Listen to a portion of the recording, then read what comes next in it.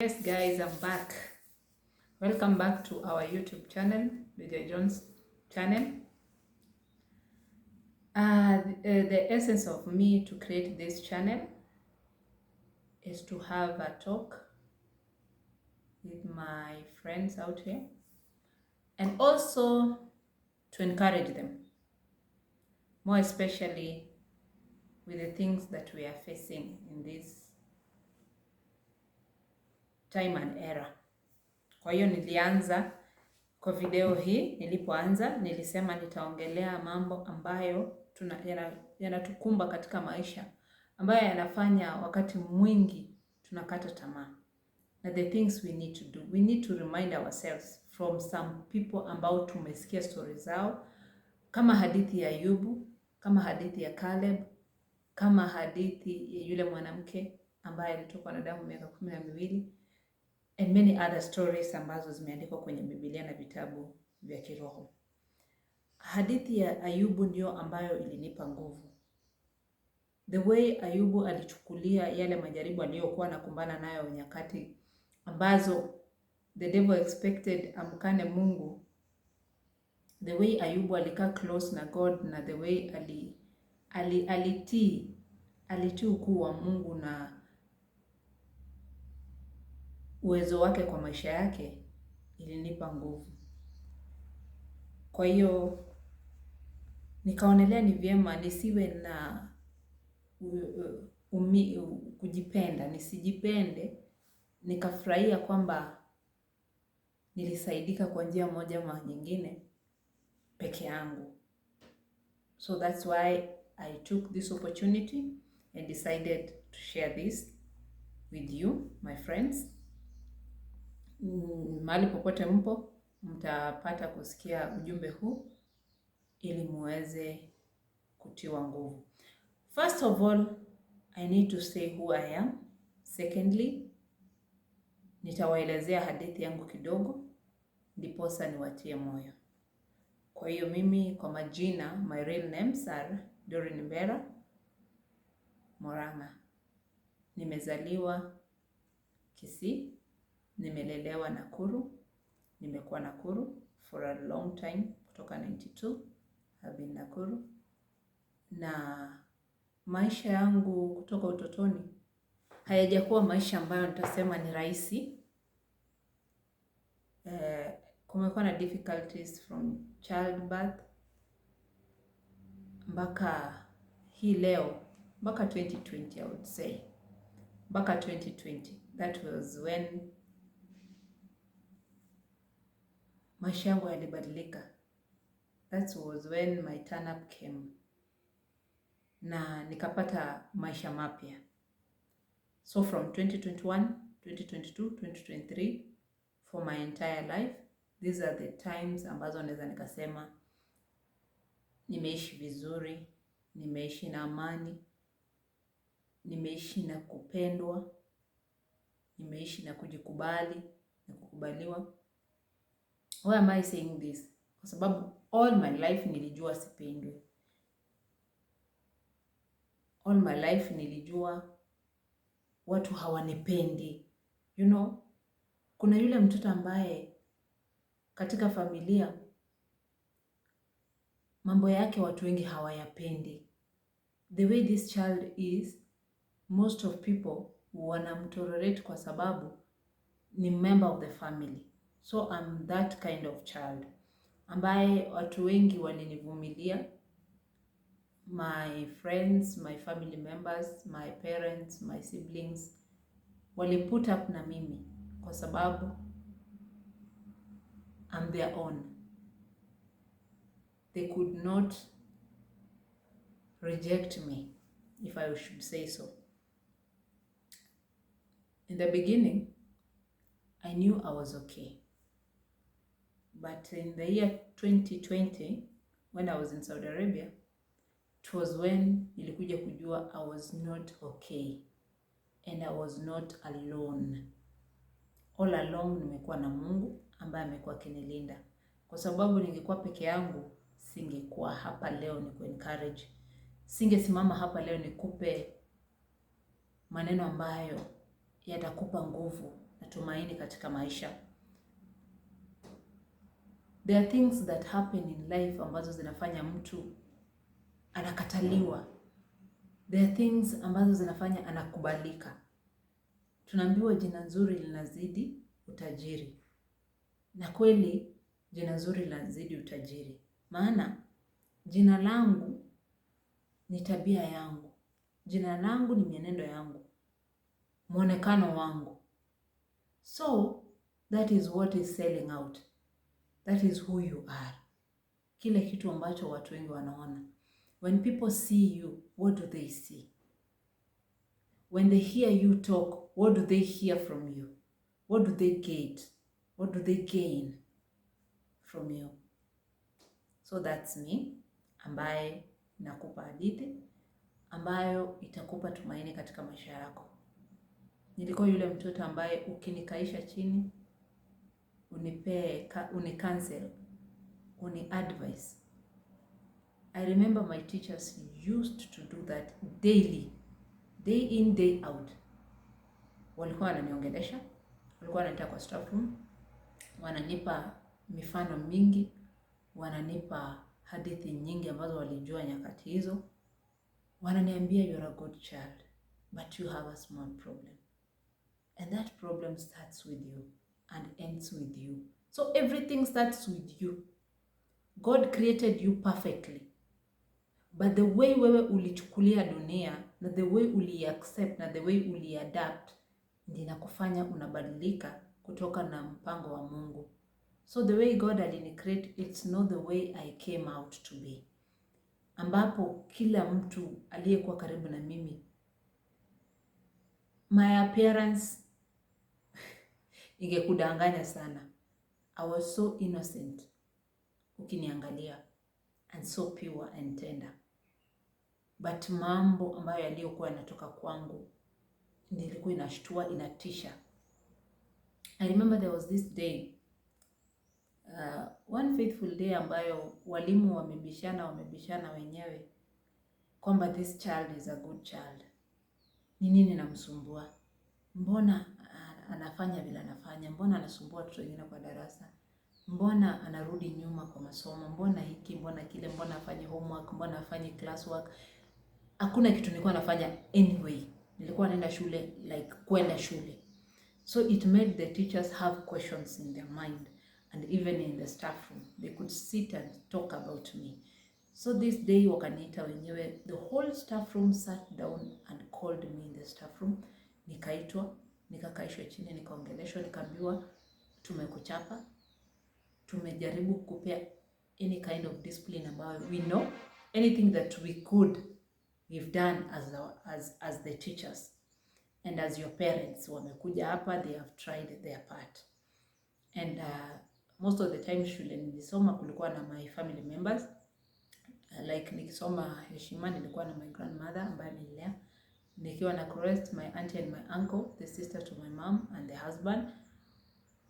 So shule nime school ya tatu kulikuwa na auntie yangu pia.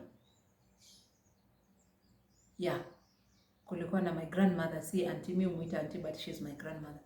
So karibu shule zote nimekuwa na relatives. So they were like, we have tried. Your relatives wamejaribu. We as teachers, we have tried. Tumekupeleka mpaka kwa chief. Askari wa chief, they have tried disciplining you. Yani, they did all they could to help me nisome. It reached a point ambapo kuangalia kitabu ilikuwa inanirritate. Ama kusikiza mwalimu anasema nini kwa darasa, it was so annoying and so irritating. I could not even listen. Mambo yenye nilikuwa nafikiria kwa mawazo yangu, no one could even imagine. So many bad things. And the moment I could strike to do that thing, ilikuwa inabaki like a bomb to the people around me. What has she done? Why did she do this? We thought we spoke with her. We thought tulimwelekeza jinsi ya kufanya na jinsi ya kuwa. Mbona hiki, mbona kile? So it raised alarm kwa mawazo ya walimu and to my family members. If something was to happen, it happened when I was taken to a juvenile school. Kwanza nilipelekwa jela I was there for like 3 weeks, lakini wakiwa wana process nipelekwe juvenile, and on that process hawakufaulu kunipeleka kusomea remand. Nikapelekwa tu juvenile center, nikaenda kukaa huko pale bondeni. Nikakaa pale bondeni for 3 months. Na sasa hiyo remember, nimeregister exams class 8 sijafanya. Nime waste time yangu, niko huko nje, niko hata juvenile sasa. This was the time ambayo if I was to change ningebadilika. Pale nilipokaa pale, nilipokuwa naona watoto wa watu jinsi walivyokuwa naishi, I cried. Najiambia kabisa, after this I won't do these things again. I won't go back to doing bad stuff. But immediately nilitoka juvenile because I did the way I did. Nikatoka. Nilipokuwa napelekwa kesi sasa, final judgment ipitishwe nipelekwe remand. I cooked my own things ambazo my own mind created in me and told me what to do, and I did them. So after I did those things, nikashinda case, files zikakuwa missing. These things do happen. It happened with me, so I don't know whether it happens with others, but it happened with me. Kesi ikaisha hivyo. So nikashinda, nikatoka ndani. Nilipotoka ndani nikarudi, nikakuwa worse. Nikakuwa more wild, nikakuwa hostile kwa wale watu ambao walikuwa wamenipeleka huko ambaye ni yako yangu. Nikakuwa hostile to my mom, my aunties, my uncles, my grannies, and that changed my life completely because they expected something good, but it turned out to be worse. So when I'm going to encourage you, I'm going to encourage you from experience. Every time, every day, nilipokuwa nafanya kinyume na vile nilikuwa naongozwa na my parents au my guardians, it made an impact ambayo ilikuwa tofauti kabisa na vile walivyokuwa wakitarajia.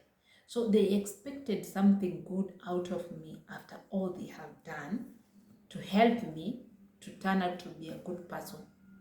And let me put this in bold, kwamba no man can help the fellow man. Usidhanie kwa sababu wewe ni mzazi you can help your child. Usidhanie kwa sababu wewe ni brother ama sister you can help your siblings. No.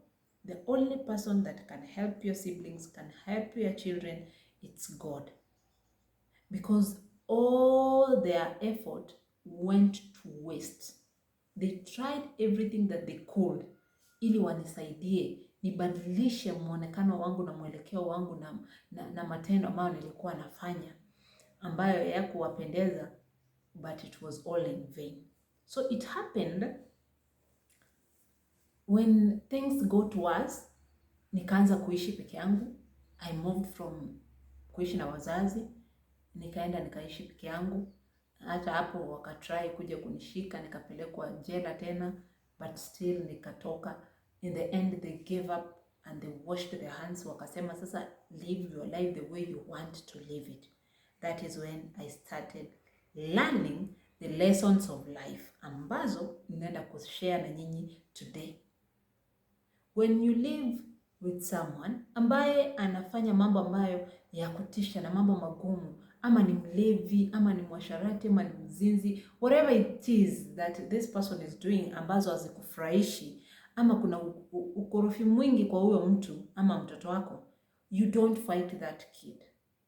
Yes, there's a way utamdiscipline as a parent. You have that right.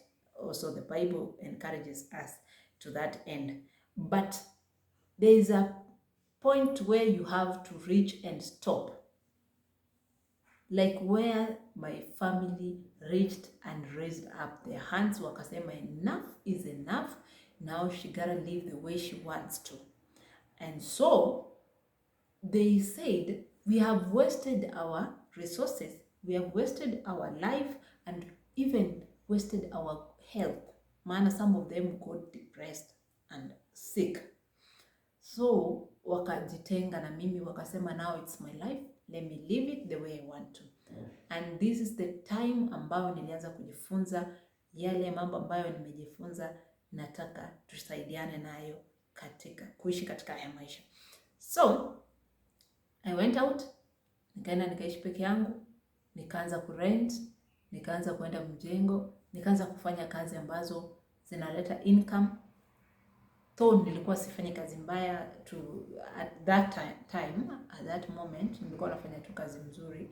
Nilikuwa naenda mjengo most of the times, naenda mjei ama naenda kwa hizi advert za Coca-Cola na Everready. Kama if you could remember those days ambazo magari za adverts zilikuwa zinazunguka za Coke, watu wakidance juu. So I could go there, ninapewa t-shirt, ninapewa soda, mwishowe tunapewa tip kidogo, tunaenda nyumba. So those are the things I did. And I paid my rent. I lived the way I wanted, and I thought it was the way God wanted. So I lived that life and I was happy. Siendi shule, sikui pressured kusoma. Masomo ikawa ni adui mkubwa. And I think if I had known,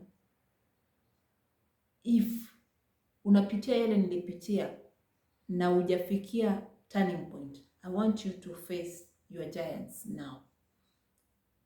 Usingoje giants wako wakuje kukuattack ukiwa umelala kwa comfort zone. Wake up. Weka ama yako ikuwe alert na wewe mwenyewe ukuwe prepared to face your giants. This is what helped me facing them one by one. Facing everything ambayo ilikuwa inani let down. Nilianzana na ulevi, nikaweka kando. Nikakuja marafiki, nikaweka kando. Nikakuja ile life ambayo nilikuwa naishi, nikaweka kando. Lifestyle inaweza kukuangamiza kabisa. Kuna lifestyle ambayo unabebana nayo, unang'ang'ana nayo, ambayo itakumaliza. So you have to face them. Face them one by one. Put them aside. And then you will find peace. Hapo ndio utapata amani. After facing your giants, you need to accept the process ambayo God alianza na wewe. You accept the process, you be humble, you be faithful, the virtues ambazo nimewambia ambazo tunahitaji ili tuweze kushindana na these things that we are going through. Another thing, kukuwa mwaminifu ni kitu cha muhimu sana. Kukuwa mwaminifu kwa yale mambo ambayo unatumikisha kwayo. Those things that you are doing. Whether unafanya kazi, whether unafanya biashara, whether unafanya whatever that it is that you're doing. Ukiwa mwaminifu kabisa vikamilifu, utashinda. So, nimeanza kuishi. Nimeishi maisha yangu, nalipa rent, nimeenda mbali na family members, nimejitenga, live my life, nimepata maisha ya ndoa, imenishinda, nimerudi, nimeishi peke yangu. Another marriage imekuja, imenishinda, nimeishi peke yangu. Now nimekuwa hostile kabisa, nimeanza kufanya mambo ambayo ni unthinkable things, vitu ambavyo nilidhania kwamba vilikuwa ni kulipisha kizazi kwa wale ambao walinikosea, but to my surprise ilikuwa ni process. That was my surprise. Ilikuwa ni process ambayo lazima kila mmoja apitie kwa njia yake, ambayo lazima kila mmoja ajifunze kwa njia yake. Ndio nikuje kuketi hapa, nikuje kutoa encouragement words from my mouth ambayo God ameweka in me. It has to be from somewhere. Siwezi nikaku-encourage with something that is not there. So I'm encouraging you with something that is there, something that I've seen, something that I've gone through, something that I can even boldly tell you that this is what happens because it's me that it happened to. Haiku happen to my neighbor or to my family member or to my friends. It happened to me. So nilipoachiliwa na wazazi nikaambiwa ulimwengu utanifunza. Indeed, ulimwengu ufunza mtu. Never wish your child that. Usiwahi mwambie mtoto wako ulimwengu mfunze. In any point of life. Usiwahi mwambie mtoto wako ulimwengu mfunze. Bali umwambie Mungu amfunze na amfungue kutoka mahali popote amefungwa na shetani, because they didn't know. Walitumia the term knowing ni term ambayo kila mzazi anafaa kutumia, but it is not good. I will advise parents ambao mnanisikiza, don't wish anyone around you ulimwengu kumfunze. It taught me the hard way. The universe is hostile. The universe is wicked. Na ni kitu ambacho wengi hufanya. That is why you see many people die in depression, wanna give up in life, wanajiua. People are killing themselves because they find themselves in a situation that they kept themselves there, but there is no way out. And at that point unapata wamekosea watu wengi. Unapata mtu alikuwa mlevi, watu wame give up na yeye, wamemwona kukuwa useless, wameacha hata kumwombea, wameacha kumnenea maneno mazuri. All they do ni kunena maneno mabaya juu ya huyo mtu. That person comes out akienda akikuwa pissed na amekatakatwa na kila maneno. Sasa moyo wake hauna nguvu tena ya kusimama. So these words ni too tiny. Haya maneno tunatumia ni matamshi machache sana na ni madogo sana, but they are very big kwa other people. So if you are talking to anyone ambaye ako drug addict ama ako in any kind of addiction ambayo si godly na si pleasant kwa macho yako, just wish that person out of that thing. Just wish them well. Just wish them out of that wild life ambayo wanaishi. Waombee tu mema. Cry for them. Pray for them. Cry to God. Don't cry your tears out, but cry your tears to God. Awaokoe hao watu.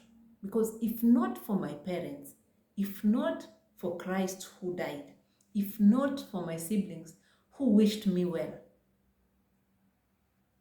I don't think I could be here today. Because there are times I've died. There are times mambo ya watu yameniua. Things that people wish me have killed me. Sometimes unasema mchawi anakuwa. No. The thoughts za watu ambazo wanakuzunguka. The thoughts of evil doers. The thoughts of evil minded people. Kuna some people are so evil. Mtoto wa mtu ambaye anapitia jaribu fulani, baada ya muombee, unabeba mawazo mabaya, unamwazia mabaya zaidi, unamwombea, unampea laana ambazo hazipo. Ijaribu lake anapitia, you need to help that person come out of that wild life. Akuje ajijue. But instead, mawazo ya watu yanaua watu. So, ombea watu. Another thing, huyo mtu muonyeshe Mungu. What helped me is what my grandmother and my mom used to tell me. These things really helped me. Anytime nilikuwa na struggle na hizi beasts ndani yangu, when I could remember their words brought me back home.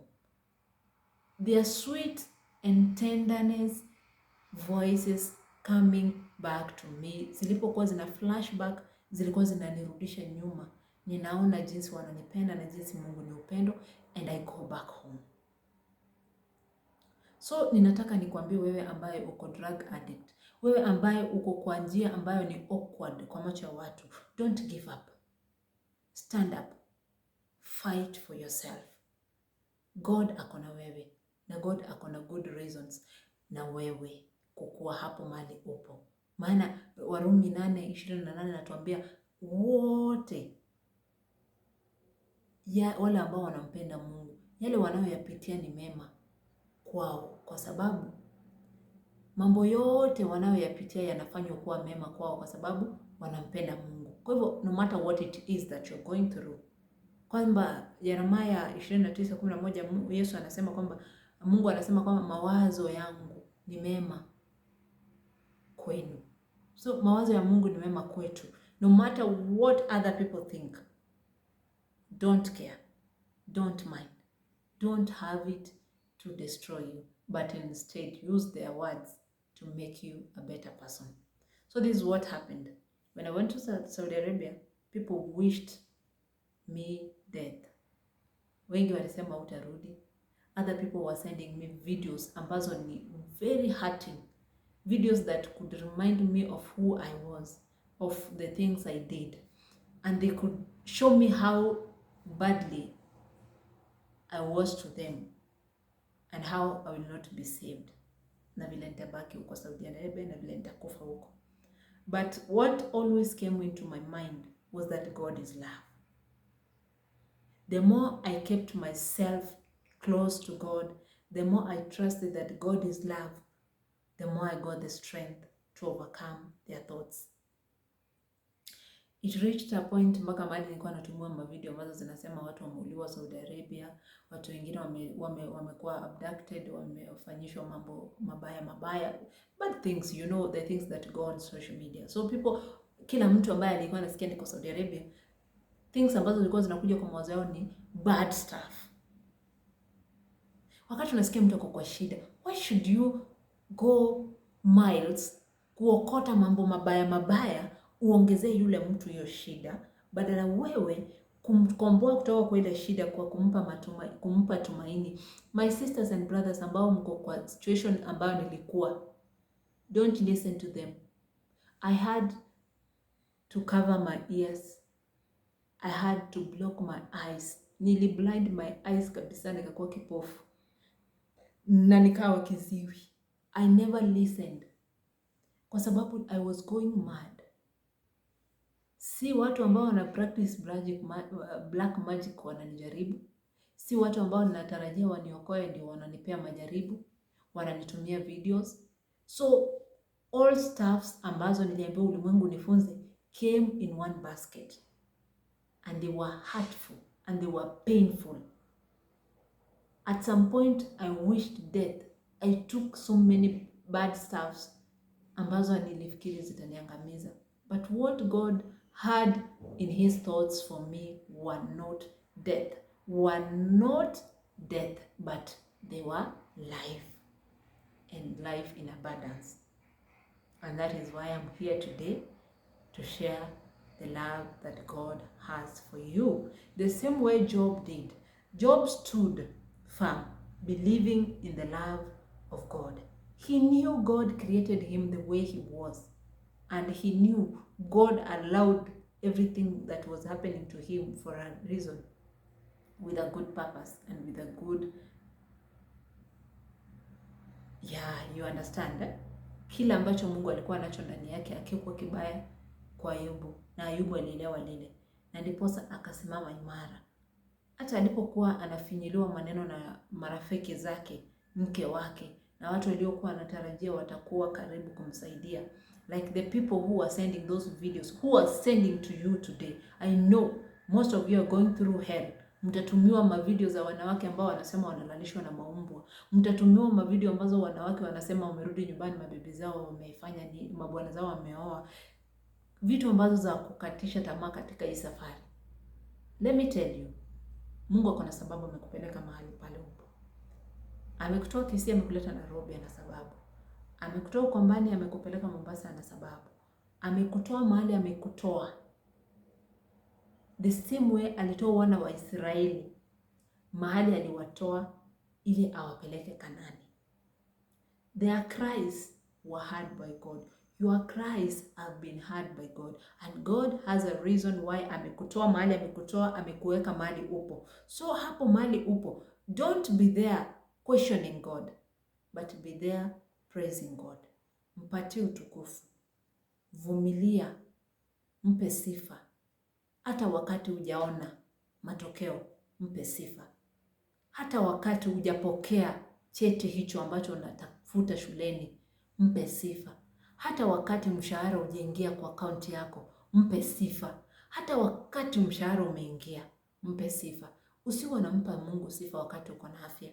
Usiwe unampa Mungu sifa when your face is glowing.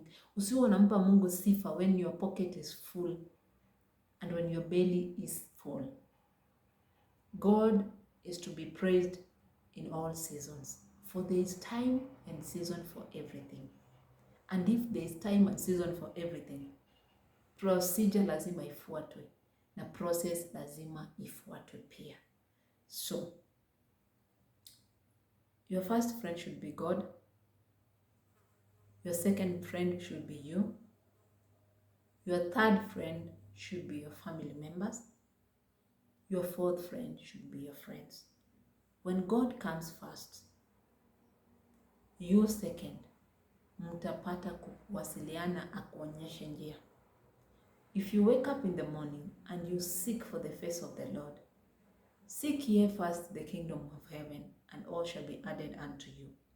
If you will wake up in the morning and the first thing comes in your mind is God, and you seek his presence, surely atakuacha. He will go with you to any length.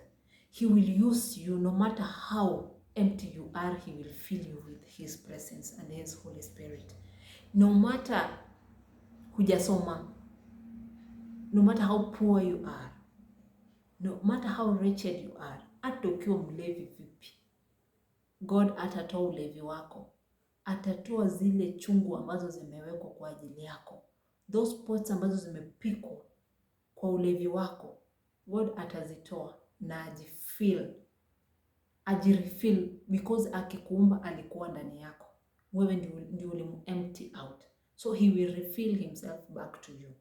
And the moment he comes back to you, hao wengine wote, unaona hii ni nyungu. It's on fire. And now ulipoji-empty, ilibaki kwa moto. And this fire is burning this pot. And the pot is burning with nothing inside. But the moment atajirefill, hii moto itakuwa na something burning inside kwa hii pot. So when the Holy Spirit comes back to you, when God comes back to you, wewe uliyemuondoa na wewe umemkubali amerudi. That's why when I pray for someone, not me, I learned from Christ. Alipokuwa anamwombea mtu, niliona anauliza mtu kwamba una imani, na anamueleza kwamba imani yako ifanye nini? Ikuponye. Mpaka Mafarisayo waliona kwamba huyu mtu ni muongo. Mbona anatumia imani yao? Mbona anawaponya na imani zao? The fact of the matter, everything starts with you, good or evil. Chema kibaya kinaanza na wewe. Ukikubali kibaya kiingie ndani yako, ndicho kitajaa ndani yako. Ukikubali chema, ndicho kitakaa ndani yako. Kwa hiyo ukimkubali Mungu akurejelee, atakurejelea na atakutawala. So no matter what it is that you're going through, remember that God comes first, and that is it. Ji-encourage na hiyo neno. Mungu awe wa kwanza, mengine yote yafuate. Mbarikiwe, subscribe, and let's continue with this journey that we have begun. Love you so much. God is love. Bye bye. Shalom.